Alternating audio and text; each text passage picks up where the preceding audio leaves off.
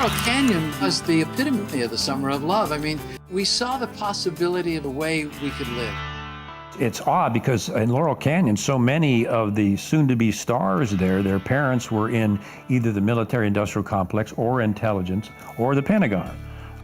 In Frank Zappa's case, his dad was working at Edgewood Arsenal, where they were doing biochem studies, psychotropic, and exposing U.S. troops to VX nerve gas and other things.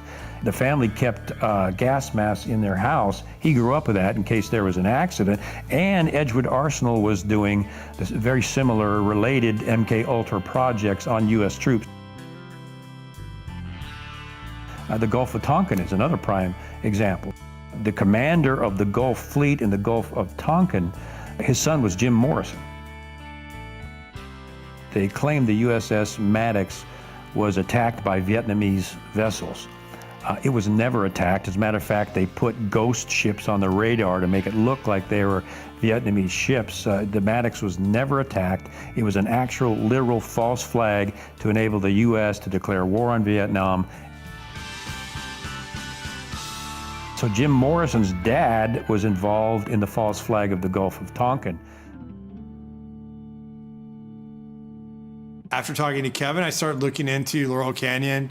I drove down Laurel Canyon to Hollywood almost daily when I first moved out there. And I never knew that there was an old Air Force base called Lookout Mountain U.S. Air Force Base at the top of Laurel Canyon. And what's funny is, if you do the history of it, it's owned today by a guy named Jared Leto. Another tactic developed out of the MK Ultra project was the use of compromise and control via honeypots. The decision was made to do testing on unwitting victims. It was decided they should be on the fringes of society because they were most vulnerable. We did quite a study of prostitutes and their behavior.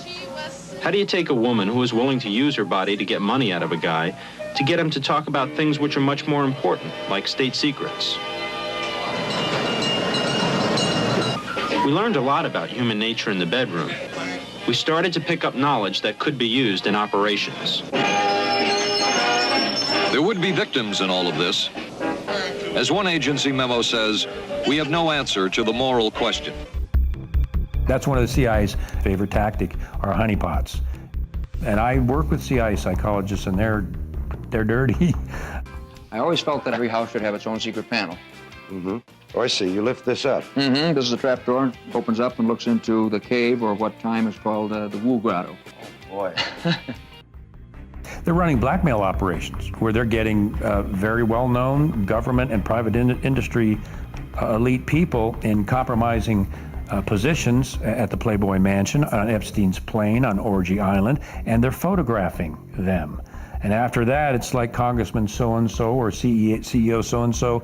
I wouldn't bring that up if I was you, because we got photographs of you with a 14-year-old girl on Epstein's plane, for example. And you talk about shutting somebody up permanently, that's how they do it. What happens in the grotto stays in the grotto. Okay. Look, it's pretty simple if you think about it. To control the population, you have to control the people messaging the population.